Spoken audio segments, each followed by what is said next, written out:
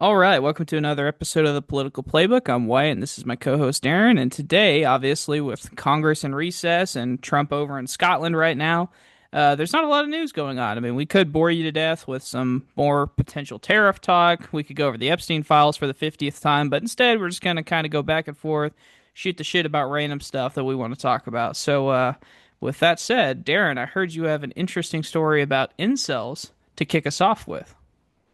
Oh yeah. Well, last week Brian Koberger, the guy who killed four people, four young, attractive people, three girls and one guy, uh, at their kind of like shared college house off campus. Last week he was sentenced to multiple life sentences in prison, and he didn't get the death penalty to the chagrin of the families of the victims, but he will definitely rot there for the rest of his life. Uh, and I was kind of thinking about him, and he kind of fits like this incel archetype, or at least kind of, yeah, what the term has, I don't know, the connotation of the term.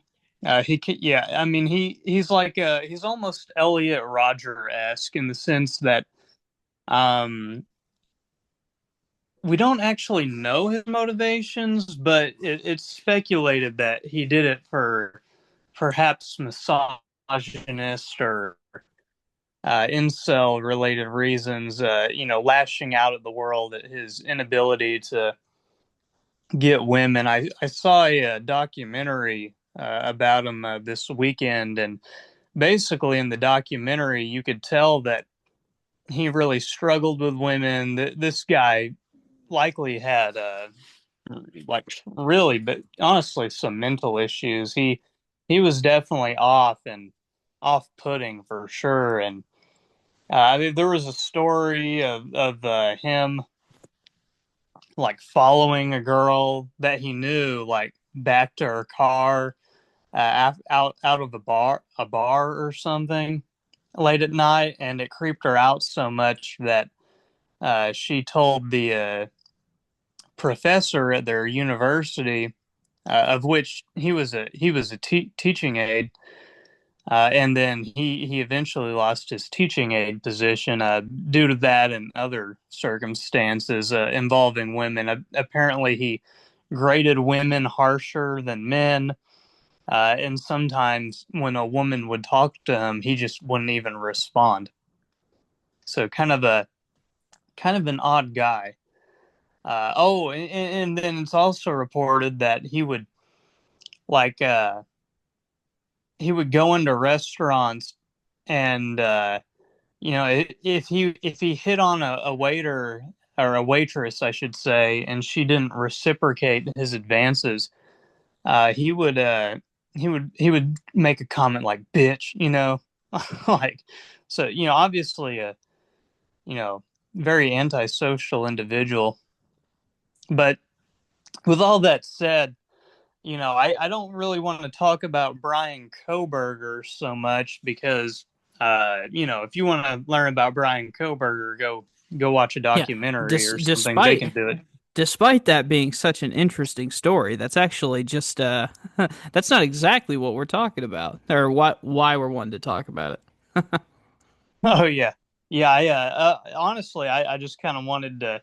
That was the reason I was thinking of talking about inceldom and modern dating and uh, yeah, I mean, I have a stat here from the Kinsey Institute, and it suggested that about one in four Gen Z adults have never experienced partnered sex, and this is according to a study done in 2022. So the incel phenomenon is a big thing, across both genders, more so the male gender, but it certainly does exist on the female side. But before I go on any further, what do you make of that? Why is it that Gen Z our generation, why are we having so much less sex? What are your theories?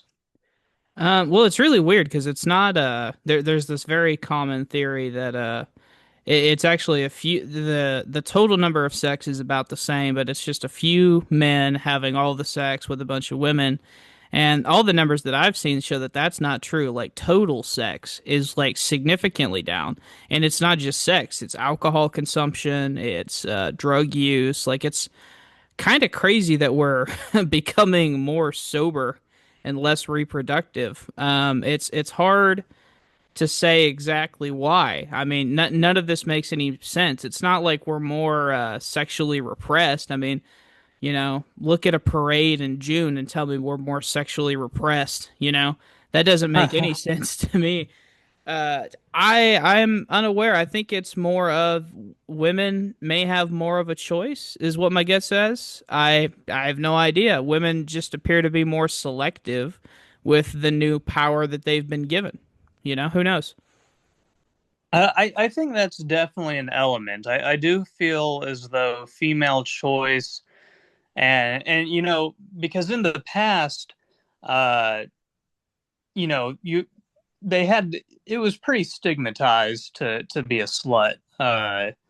You pretty much, in order to have licit sex, you had to be in a marriage. That was pretty much it. And I mean, if you've ever talked to any old timers, there was definitely a lot of premarital and extramarital sex going on even back in the day.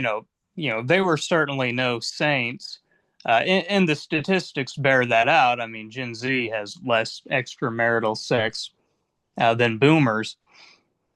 Uh, but all that to say, the stigma is certainly washed away. I'm watching a show, a little off topic, but Love Island USA, and pretty much every contestant, save a few, have body counts in the double digits. Sometimes well over 100. So yeah, I mean, Well people over a have. hundred? Oh yeah, oh yeah. Oh, that's these people are out of their mind. Enjoy hell, you know? Good But you know Lord. what's funny? You know what's funny though, because and this kind of runs contrary to a lot of incel talking points. Some I do think have merit, but incels will go on these rants like, "Oh, women are such whores. Their body counts are, in the over 100. They're hypergamous, yada yada." Um, but on this show, Love Island USA, I finished season 7. And then now I'm watching season 6, and I've seen both episodes where the contestants regale one another of their body counts, and consistently it's the guys with the much higher body counts. And the girls that go on this show, I mean, it certainly does select for, more loose women, but their body counts are typically like half to maybe a quarter or even a fifth of the guys' body counts. So their body counts are typically much lower. They tend to be more virtuous than the men. Interesting. That's a really, really interesting. I mean, I guess that sort of makes sense. Because I feel like now the era we're in right now is where women basically have more power and more cards to play in like the dating life, right? So, if these are what you would consider you know, like these are some pretty good looking guys, right? Have Oh their yeah, life yeah. together, come from money, all that type of things. It makes sense that women would more likely select for them, which would bump up their body count. But, I don't know. That number makes sense to me, what you're saying. Yeah, yeah, I think it does make sense, because we're talking about the upper echelon of, like, hotness in terms of both genders that get to go on this show.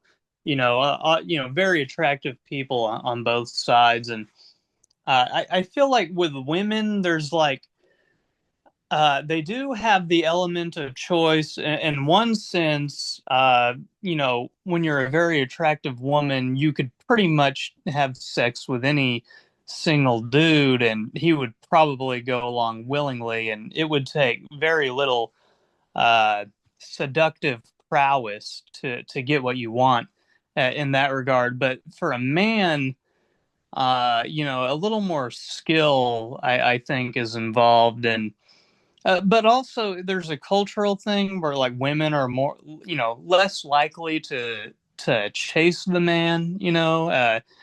Women might find that demeaning to like ask a guy out themselves.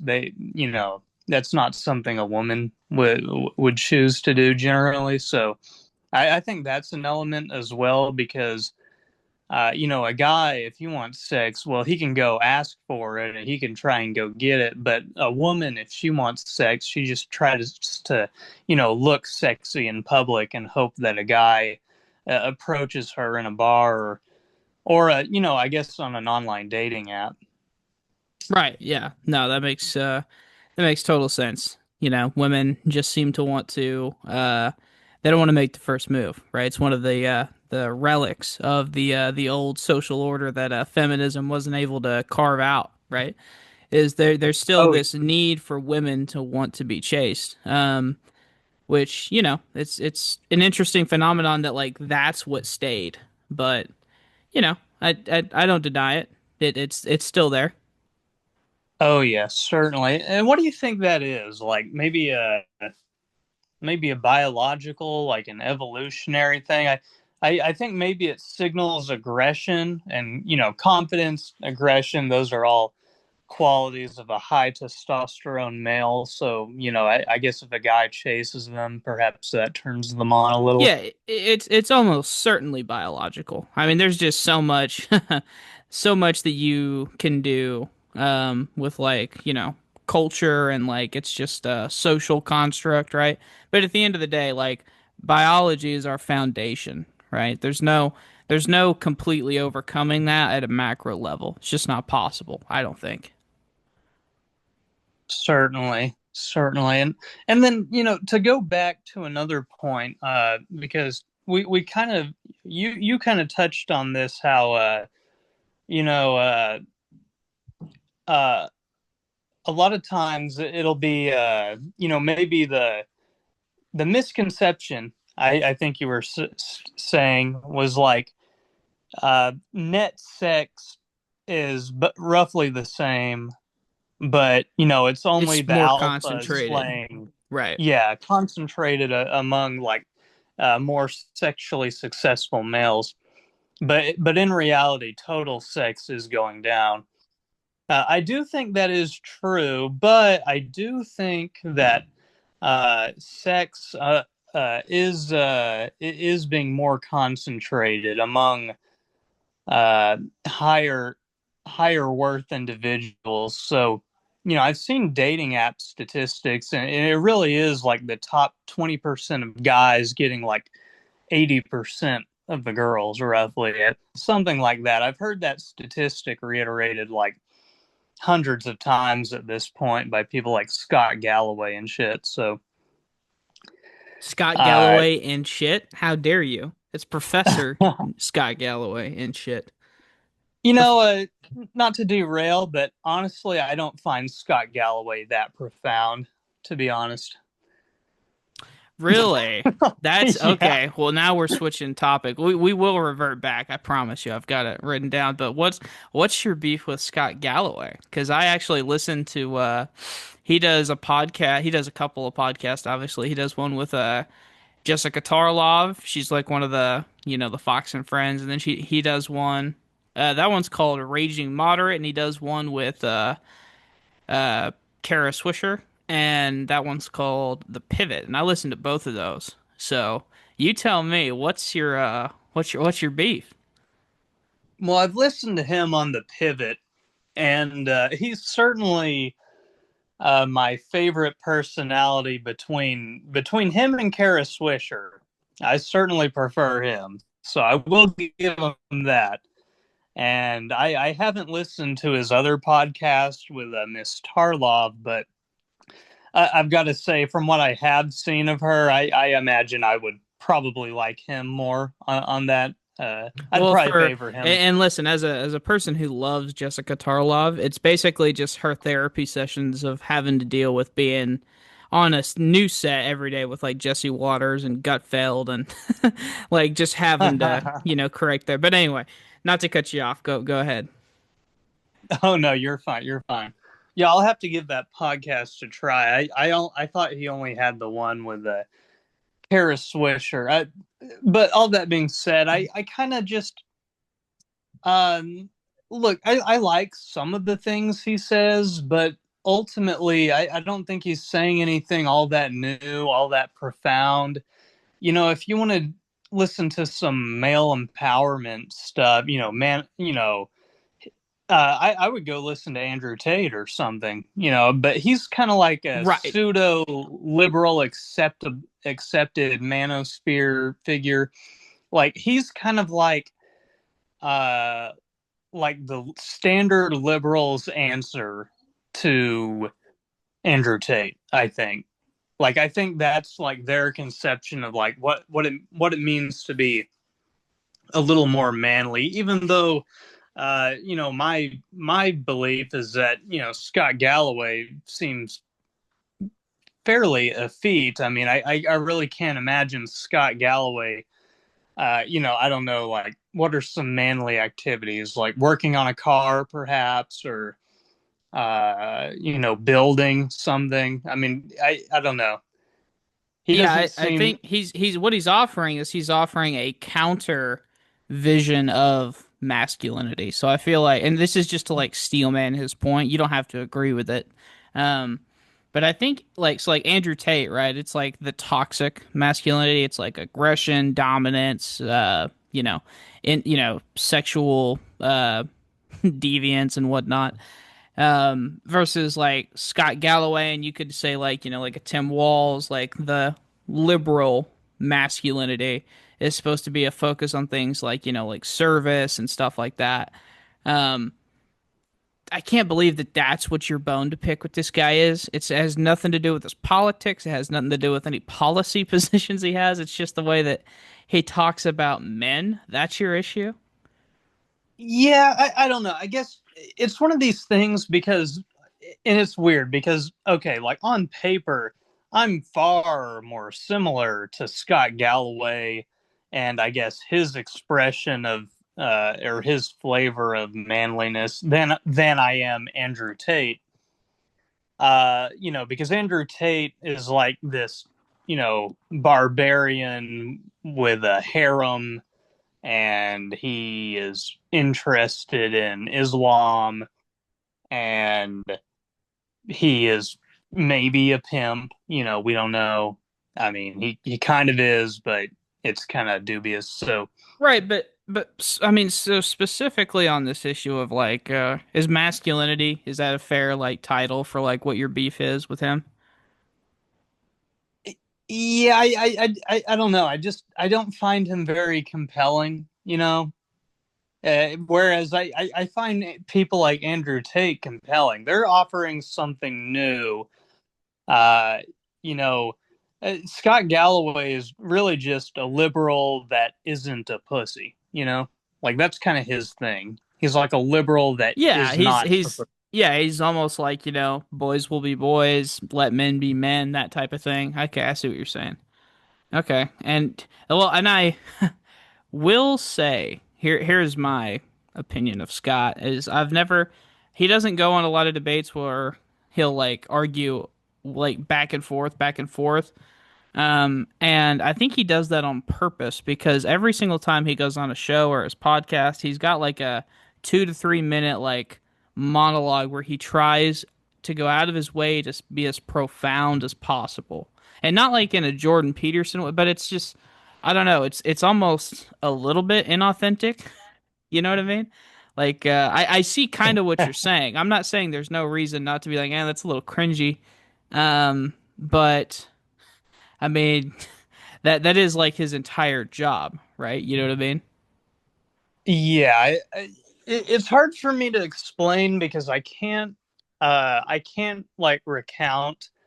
a single monologue or of his or something he said that makes me find him a tad inauthentic, a bit of a charlatan, but I nonetheless I do get that vibe about him, and uh, yeah, yeah, I I don't know. Sometimes it's hard to explain why you have a distaste for someone, but my best guess is that just he doesn't seem all that profound, but he does seem to have a high opinion of himself. So maybe that's my issue with him.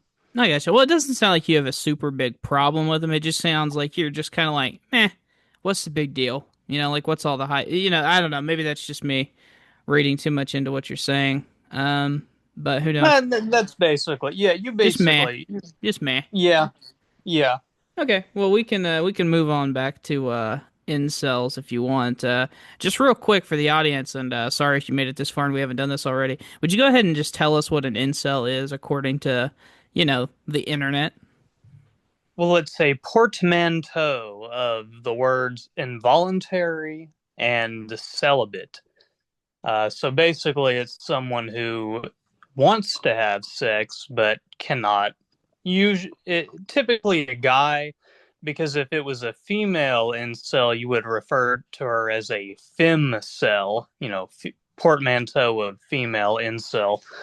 So, I gotcha. uh, And yeah, I don't know where the word originates from. I don't know who was the first one to coin it, but it kind of it kind of jumped in popularity. I think it's been around longer than this, but it kind of got boosted in popularity around the time Trump was elected because, and I know this, I'm trying to construct a timeline in my head because there was this mass shooter called Elliot Rodger.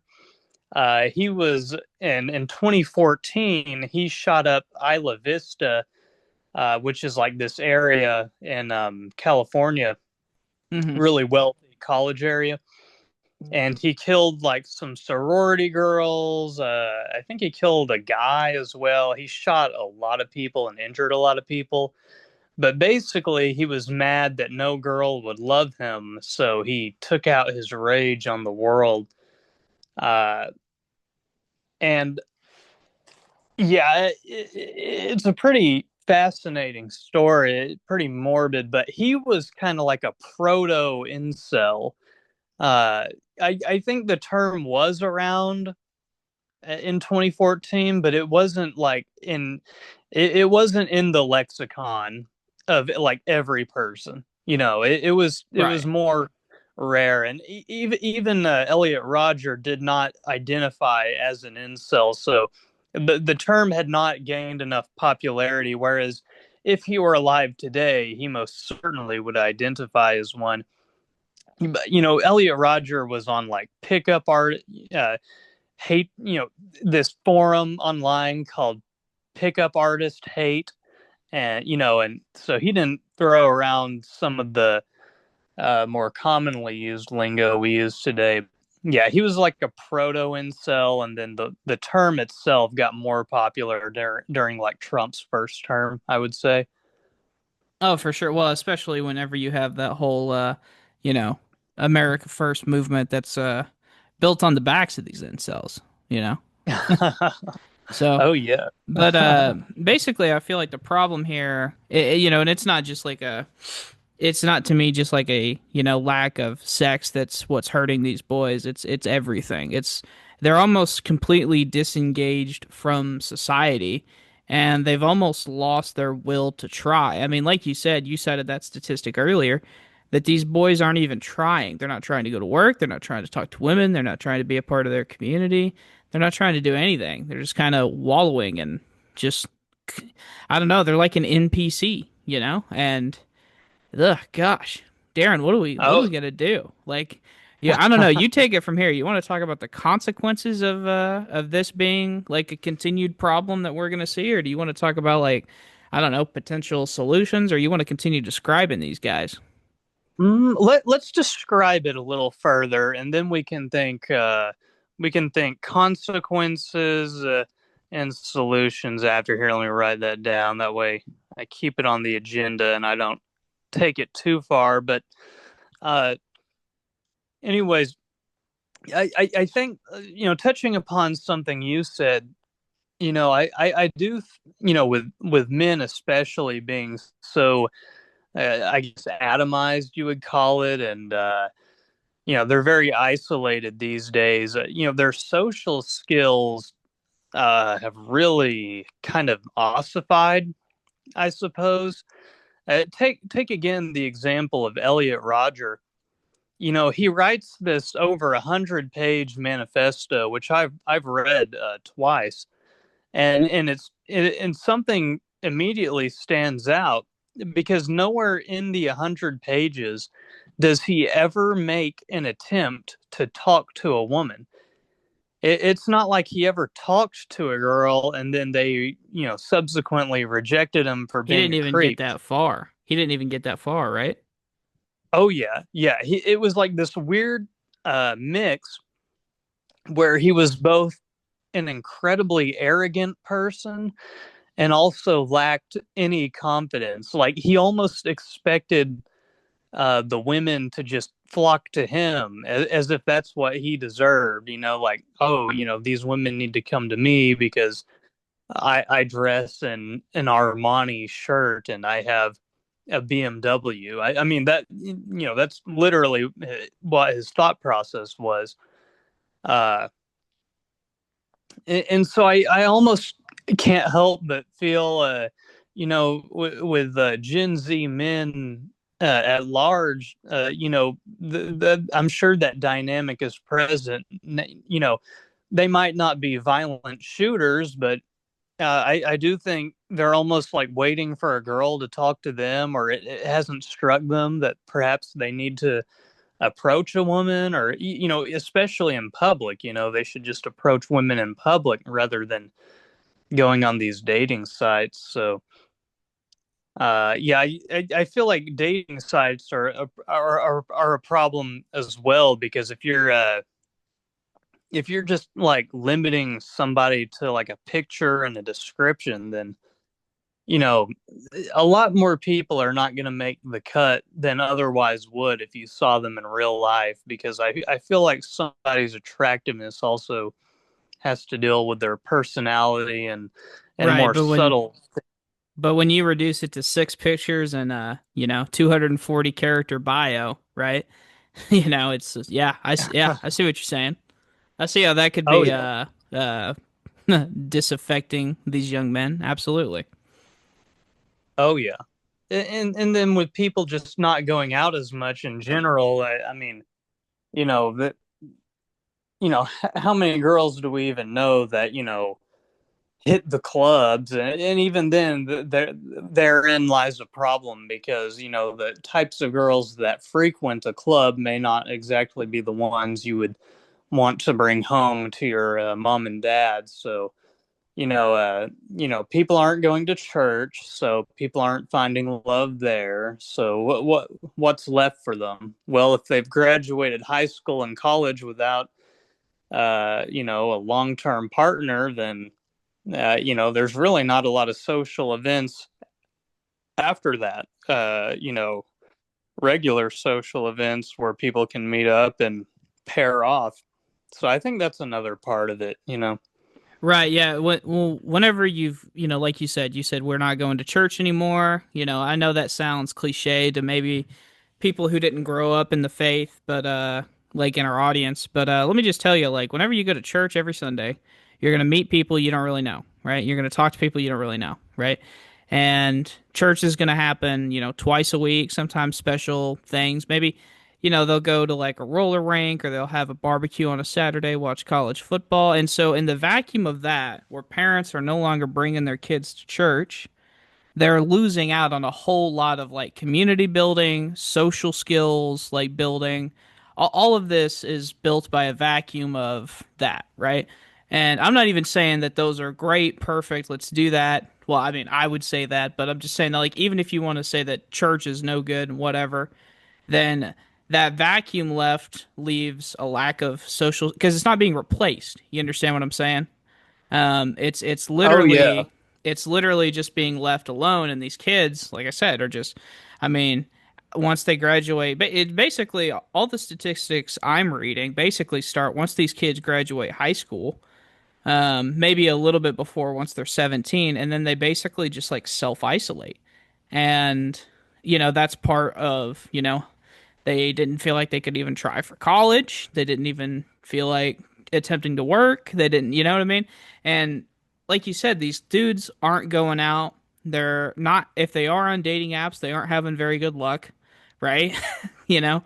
And it's, I can't help but feel just awful for these boys. Like it feels horrible for them. I mean, it's goddamn tough out there, Darren. Oh yeah. Yeah, and yeah, I think the lack of community it is probably one of the key things. That and the phone. I feel like the phone is kind of the root of so many problems. Because how many hours a day do you waste, scrolling TikTok or Twitter or whatever? For me, it's got to be at least 2 hours probably each day.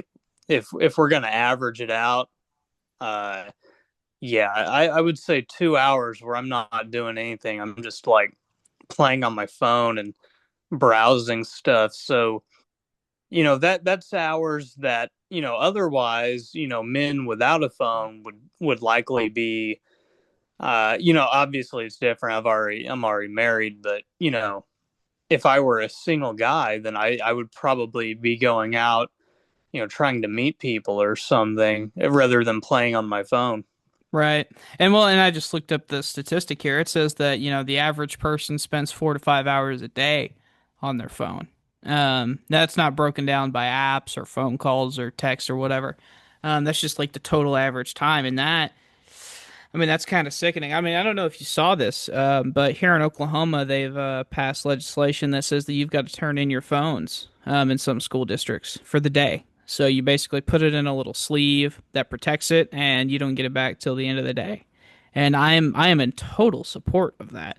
I think these phones are it's such an ironic thing that these things are going to be like a like part of our collapse in like segments of our society. That, this thing that's supposed to be a lifesaver, you're supposed to be able to communicate with people across the world, across the country, stay in touch with friends no matter how far you are, but they're also what's killing our young men, right? And not just our young men. I'm women also have their problems with the phone, especially when you get into social media. But which I'm sure you're aware of. But just sticking with young men, yeah, I think that this thing is a nightmare. Because it's easy to spiral, I'm sure. I mean, I don't, that you and I grew up on a good spot. Like we, I don't know about you, but I didn't have a phone till I was like 16 or 17. Like, and not even a flip phone. So, but these kids now, they're getting phones at 10 years old. I don't even know what the fuck are these parents? You know what I mean? Like, what the fuck are these parents doing where you're going to give a 9-year-old or a 10-year-old a cell phone? Are you out of your mind? My God. Yeah, that's definitely crazy to me. I think, yeah, I got a phone in middle school. It was mainly because during middle school, that was when I started doing extracurriculars. And so my parents wanted, some way to contact me when I'm, after school, I'm not even on campus. I might be, out running in a field or something for cross country or whatever. So they just wanted a way to contact me. But and I will say, I mean, there were goods and bads for it. I think, in many ways, I wouldn't be the person I am without the phone because a little Darren lore, the phone. There was this app called iFunny, and it like changed my life in terms of like how I view the world. And I converted to Catholicism my freshman year of college because of it. It changed my sense of humor. I definitely became more of an edge lord, I guess. So yeah, Right. and not to sorry, not to cut you off, and I'm Oh, not you're fine. saying that that didn't like benefit and like totally work out for you specifically. But I'm just saying that like in my opinion, that scenario should not have probably been possible. You know what I mean? Oh yeah, no, you're probably right. I think for the vast majority of people, and perhaps you could even make an argument for me, uh, it's probably best that they don't have the phone and aren't, just rotting their brains really looking at this stuff. There's a term called doom scrolling where people just keep scrolling through Twitter and like getting mad at the stuff they see, and but they can't look away because they're mad at it.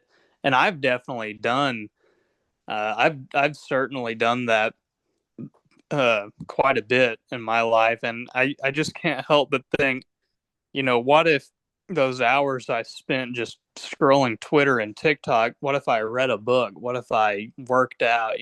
How different would I be right now?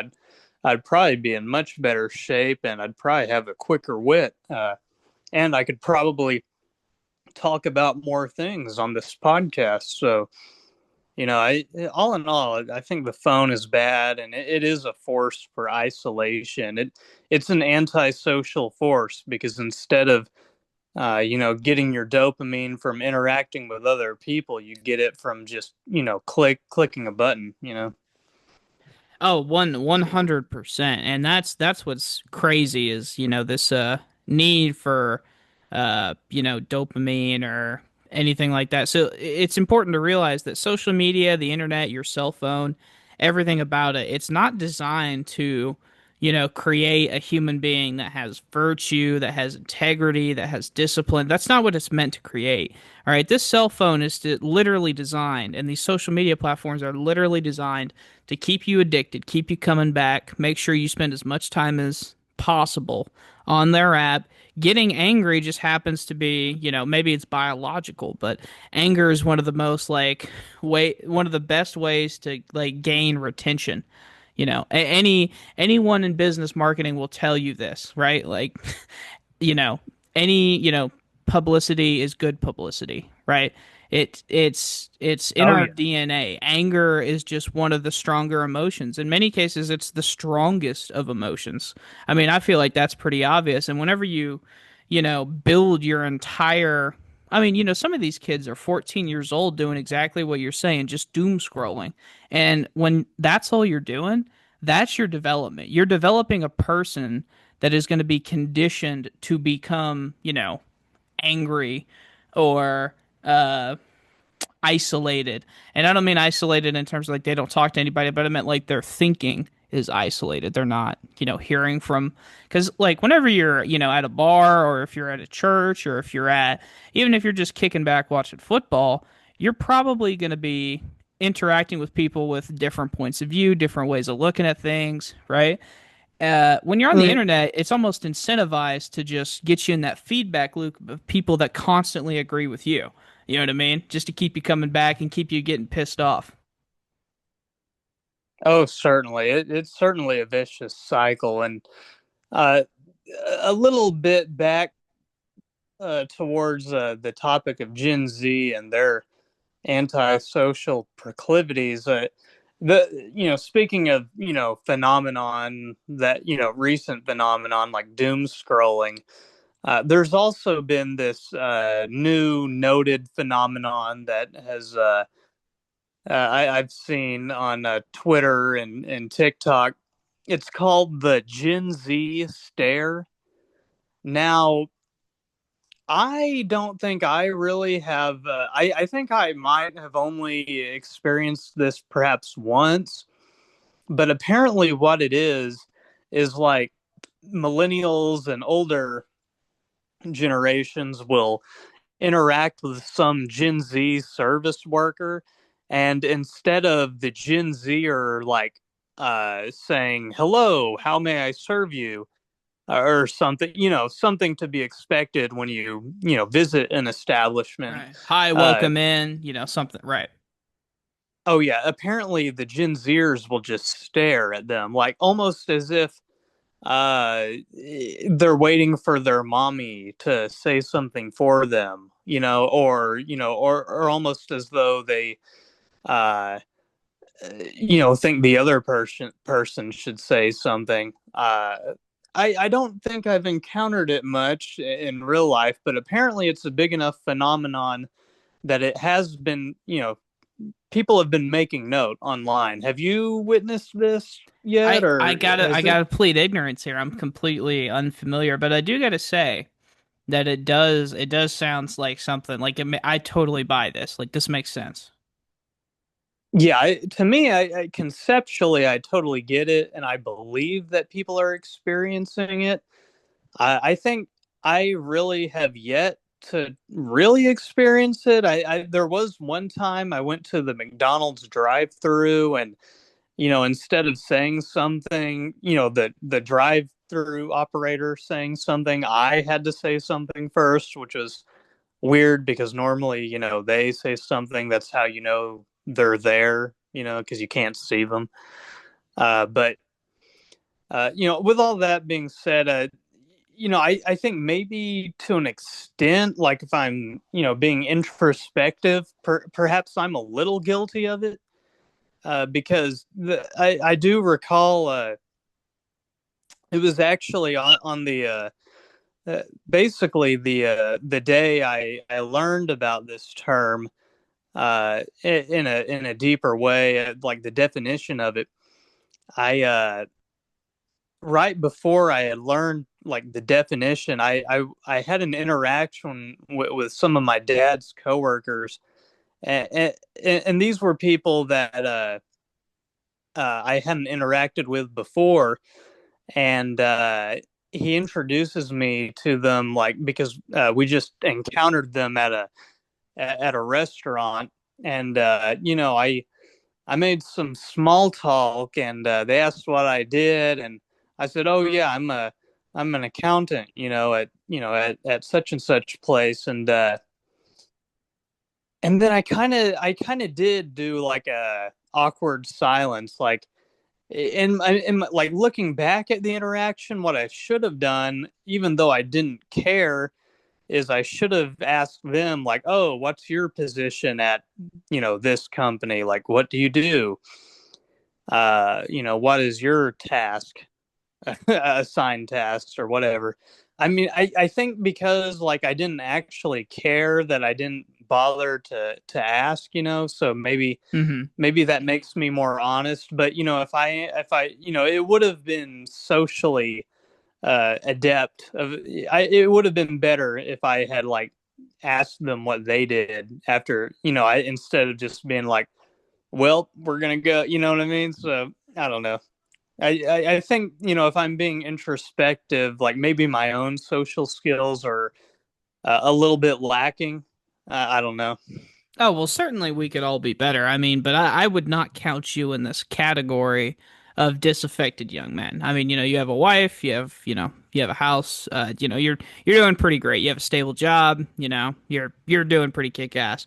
These Oh, poor why, dudes thank are you. yes, simmer down. These poor dudes, these poor dudes are hopeless almost, Aaron. And I really do hate to use that word. I'm not trying to kick them while they're down. I'm really not, but I mean, they're I don't think people quite realize the challenge that they're facing in terms of like the consequences of this. Which I don't know if you want to get into that, or if you have more you want to say like describing these people. But well, Well, which I one do you? feel as though we've been pretty descriptive. Let's get into the consequences. What do you think in 10 years time, what's the landscape going to look like when a sizable portion of our generation's men will still, not they won't even be looking for a job. They'll just be chilling, or not even that. That they won't be partnered off. I'm sure by then most of them will have secured a job just out of necessity, even if Right. even if they don't want to. But Right, But but now it almost seems like, and this is just a prediction, but it almost seems like we're going to have this lingering demographic of disaffected young men who are putting off getting a job until it becomes, like you said, a necessity. And that is not healthy for our society. I mean, young men are, I'll just be quite honest, like they were the backbone of America, right? That's just the way it is. And not to, bring race into this, but specifically young white men appear to be like the biggest struggling demographic, right? I mean, is that fair to say to you? yeah, I think that is fair to say. And I don't know if this is like a downstream effect of like DEI initiatives where they've essentially been, disenfranchised a little bit, or maybe if there's just a general lack of willpower. Yeah, I don't Right. know what. I don't know. It's probably a multifaceted explanation, but Right. yeah, I Well, don't know. I guess what I was just saying is that like young men all around built this country, but also like this is a strong problem among the young white demographic, and they're also maybe the biggest portion that built this country. Whether you want to talk about young Irish immigrants or young Italians who fought in World War II, right? I mean, like this all goes back, and when you have this lingering problem, right, where there are no longer, I mean, we're God knows what we're missing out on. Right? Are we missing out on, potential Elon Musk? Are we missing out on, these great, or even if it's not like some grand Einstein, right? We're just missing out on some of the most effective labor for this country, right? And that's really sad because these are the people that build homes for the future. They build schools. They're invested in their community. I mean, none of this is bad, and the consequences of this are going to be awful because we're gonna have men who they're probably not gonna get married to the nearly to the. I mean, we're already seeing that, right? And women are not putting off marriage as much. Women are. I mean, they're not getting married as young as they were, but so it's something like under the age of 30, 1 in 3 men are gonna be married, but 2 in 3 women are gonna be married. I mean, that's double. You know what I mean? Like they're not putting off marriage to the extent that these young men are, and I don't know what that does to society. I don't know. Yeah, it will be. It'll certainly have antisocial consequences.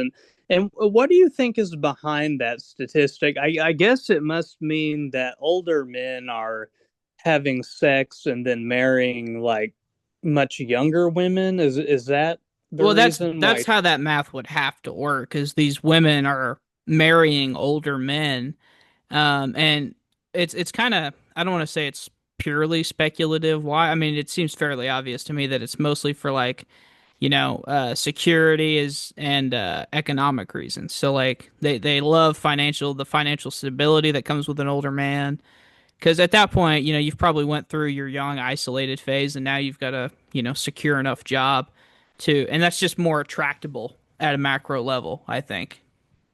Yes, the older men certainly do have the resources on lock, and other older generations certainly had resource acquisition on lock. It was much easier for older generations to acquire assets, and I mean we had like over a decade of basically no interest. So you got to think there were a lot of single dudes out there with houses that they could easily afford on one income, but that's just not the case for Gen Zers, unfortunately. So Right. Um, and not to stick to politics here, but I do think that this isolation and this incel problem, I think it's going to lead to like political resentment. So like don't be shocked here if in 10 years, so like generally speaking, right now, our two-party system is basically aligned on social issues. So, and what I mean by that is that of the two parties, there's obviously some overlap, right? There is far more overlap on economic issues, military, foreign policy, right, than there is on social issues. Social issues appears to be the main deciding factor in the current political polarization, right? don't be shocked as if in 10, 15 years it becomes more of like a gender based thing, right? And it already kind of is, right? But where I think we're seeing that trend now, where the Democrats, it looks like they're going to take the women, they're going to be the party of women empowerment, and then the the right, the Republicans, they're going to be more like almost, I don't want to say incel coded, but that is kind of what I mean. It just sounds mean. No, I think you're right. And honestly, I think last election meted that out pretty well. I mean, that it was the biggest gender gap we've seen thus far. So, at least in contemporary politics, I don't know how it was back when women just got the right to vote. Maybe the disparity was higher, but since then, I don't think we've seen anything quite like we saw in 2024. And if these trends don't get better, then I guess the gulf will only widen. Uh, but to be devil's advocate, I guess Sure. maybe this will have a eugenic effect on the population. So even though we're having less sex and less people are breeding, maybe it'll be a higher quality people that eventually do procreate because if only the alpha chads are having sex with a bunch of women, then that would probably be good for the gene pool. We'd have a higher quality of person walking around if that trend continued. Gosh, do you really think? I really don't think so. If anything, I feel like all the statistics I'm seeing show kind of the opposite, that it's the dumbest, it's the most violent, it's the most the people we do not want producing is who is producing. I mean, don't get me wrong, you get a couple of millionaires and billionaires that have a stable family and, white picket fence, golden retriever, daughters going to Princeton, sons going to Yale, that type of shit, right? You get a lot of that, but you're also getting, small town Appalachia where it's just repeat, teen pregnancies, Um, we, Well, you're probably right. I think there is this phenomenon that the most wealthy, they breed quite a bit. They'll often they tend, their average number of kids actually tends to be higher. And then the most poor, well, they're all reliant on government assistance, and they have a high time preference, so they don't really think about the consequences of their actions all too much. So they're more likely to just have sex and pop out a great multitude of kids. But it's those in the middle, that they don't rely on welfare, so they don't think Uncle Sam is going to have their back, and then they don't have the money of the rich people to sustain clothes and food for five kids, so they cluster at about 1.5 to 2 kids per couple. right, right.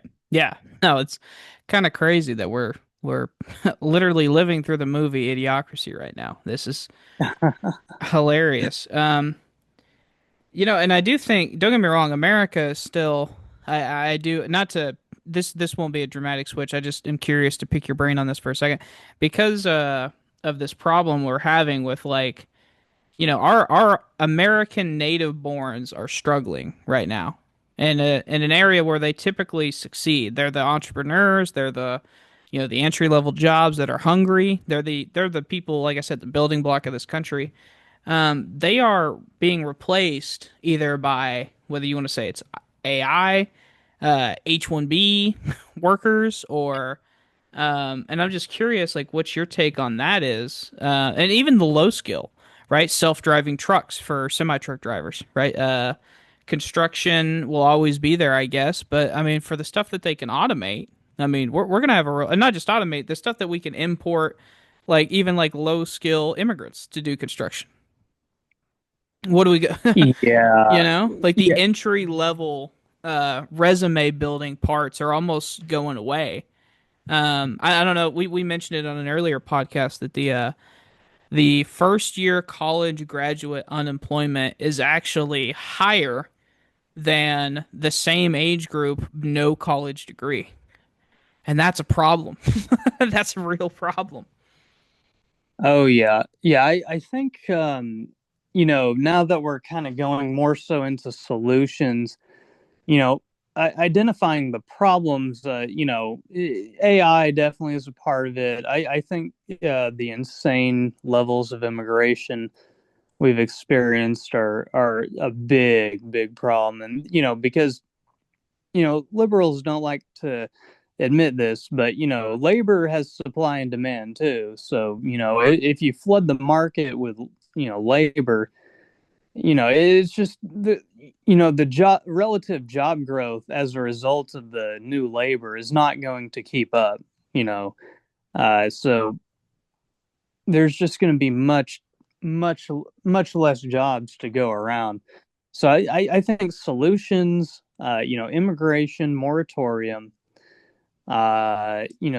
deport and revoke the visas of basically everyone that you can, and that alone will fix a lot of it, because it's the labor demand and labor supply problem. If you cut down the supply, demand might be diminishing because of AI, but if there's less supply to go around, then well, it'll be easier for native born people to acquire jobs.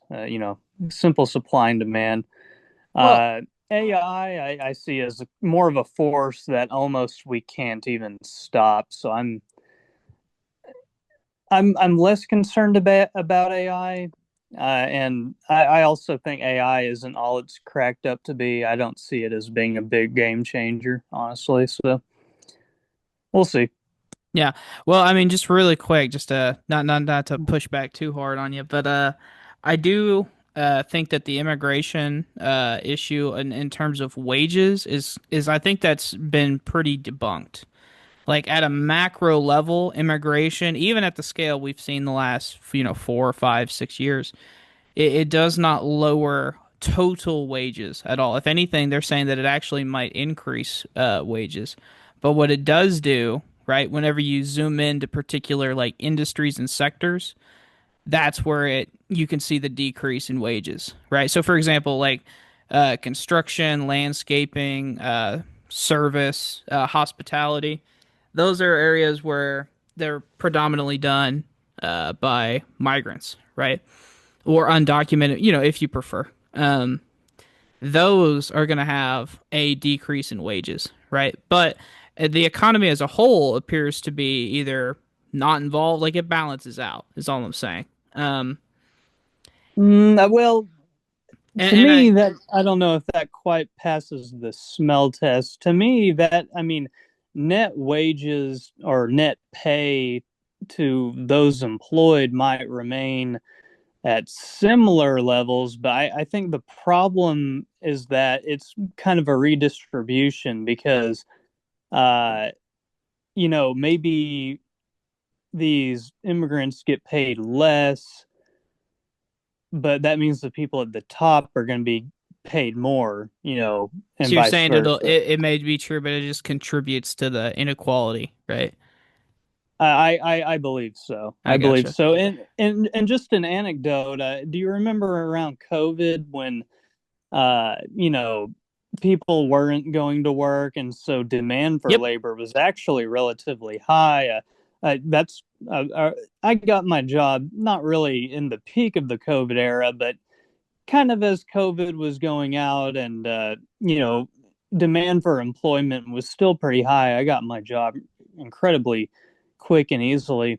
Uh, I think as a result of that. But a little anecdote, McDonald's, if you remember around that time, they were offering very high pay, and they were even offering to pay for a good part of your college if you signed up to join McDonald's. So I think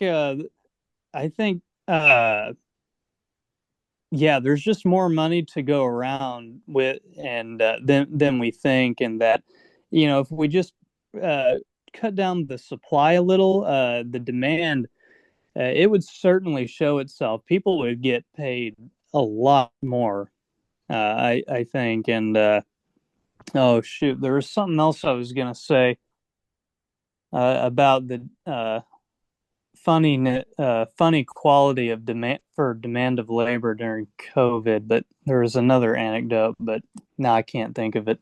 Oh well, you're good. I can respond to at least part of it. I would certainly agree that for these H-1Bs that come across for the most part they're taking high skill jobs. I feel like those jobs should be reserved for native borns.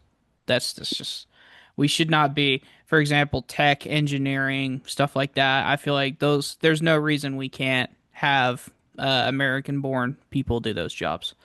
Um, Sorry. In terms of AI, I do agree with you. It seems unstoppable at this point, and that's not even bad. In my opinion, at least. It's just we have to have a contingency for if that does take over the entire economy, or at least significant portions of it. Then we have to have it because we can't have a jobless society. People will collapse. But I liked your assessment because it seemed, which is I think correct. You were trying to think of things that the government could do to solve this issue. Because at the end of the day, I mean, you tell me if you agree with this or not. In terms of like the culture, like it's like for me, I would say like giving these young men a bigger purpose is what they're searching for, right? And I feel like, the church used to kind of hold that bigger purpose, but that's not really the government's job, right? To be forcing these young men into the church, right? Oh yeah, yeah. Right. So it's sticking with like what government can do. I would generally agree with you. We may trim around the edges, but like, that's in good faith. That's what I would like to see. Um, but in terms of like culturally, what would you like to see? I mean, personally, I'd like to see, and I do think there is like this mini resurgence to, I mean, Catholicism is, having a little bit of a rebirth right now here in this. I shouldn't even say a rebirth because here in the States, it's actually never even been that significant of a portion, but I think it's having, some revamped popularity.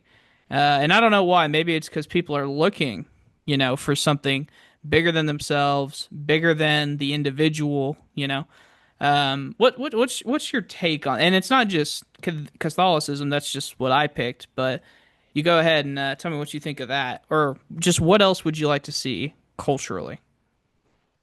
I think religiosity would fix quite a bit of it. Yeah, if people just had like something they could go to, like you said, twice a week, and they could, fraternize with members of the opposite sex as well as people of the same sex, and eventually that would lead to more relationships, probably happier lives. Certainly, when I attended church when I was a Baptist, growing up, a lot of the boys and girls had little relationships. It was like high school, middle school stuff, so none of it lasted. But those are important skills, I think, for people to have. So, uh, yeah, I think that in particular, because you're never going to have like a secular church, an atheist church where I don't know, they go and meet up and, yeah, I don't know, discuss Dawkins or the flying spaghetti monster. I just don't see something like that being compelling enough to get people to meet up every, once a week or twice a week. So I definitely think something more spiritual, it will have to be the driving force. Because otherwise, after that, I mean, there's really it would just be hard for there's really not like a pub culture in America like there is in like Europe, where people go to pubs or cafes after work and chill and then they go home. So Hmm. yeah, I think beyond church, there's really no other. there's no other like community organizing thing. So yeah, culturally, I think they're just gonna have to return to religion. Yeah, I don't, here's the thing. I don't think it just has to be. So in theory, you don't have to have religion to have this community, to have this greater purpose, to da da da da da. But I don't know how. I don't have an answer for anything besides that. And it's real easy. You run into this problem on the left. You get these militant atheists that just kind of scoff at that. And they're like, oh my God, you do not have to care. That's projection. That says more about you than it does. Listen, if that were true, we would not be seeing the data that we are seeing, right? If that was true, then as we got less religious, we would be, happier, less mentally unwell, more financially stable, but we're just not seeing that. You know what I mean? And I think the idea that we're going to Oh yeah. scoff at the idea of religion, I mean, for God's sakes, the Catholic Church has survived 2,000 fucking years, and these people have the audacity to sit there and say that it has no more reliability to, you know, produce beneficial outcomes than secularism. And it's like, all right, secularism has been given a very, very short trial run. All right. Let's calm down before we bow down to this before we stake our name on it. All right, I got 2,000 years of church history I'll go to. But Oh yeah, for sure. yeah, sorry about the rant there. I know that was not directed at you. That was Oh not. no, no, no. I know. Is there anything else you'd like to say? Is there anything else you'd like to see, or did I miss anything? I think I've about said my piece. I think the solution involves both some, top-down governmental changes, as well as some cultural shifts that I think are probably going to organically occur anyways, if the trends continue. So, Well, that'll make it more uh, durable, in my estimation. If it's organic, it'll be more durable. oh yeah, certainly. But yeah, that's all I could think of. Did you have any other like cultural shifts you would want to see happen, or are you in agreement with me that it's pretty much only religion is gonna Yeah, I mean, bring I people? I don't I don't this may be a limitation of my own thinking. But I just don't. I agree with you. I mean, I really see, and I'm not even saying it has to be Catholicism. I mean, like Mormons and Muslims and Hindus, they have a deep sense of community and a deep sense of family, and right. So, if we're strictly just trying to solve that problem, then those other faiths can work. Um, I just don't see what you can do without religion. And I mean like practicing religion. I don't mean so like identifying as a Catholic or a Christian is not nearly enough. That's not what's going to solve this problem. What's going to solve this problem is, attending a church, going to a Bible study, talking with people you don't know at a barbecue, going to some church camp for a week with 50 strangers who you've never met and being forced to have normal conversation with them. I mean, that does wonders for the kids' developments. Oh yeah, certainly, certainly. And like I said, I'm not saying that that's the only thing that can provide this. I'm just saying that like, traditionally that's what provided this and it had a pretty okay track record. That's all I'm saying. That's all I'm saying.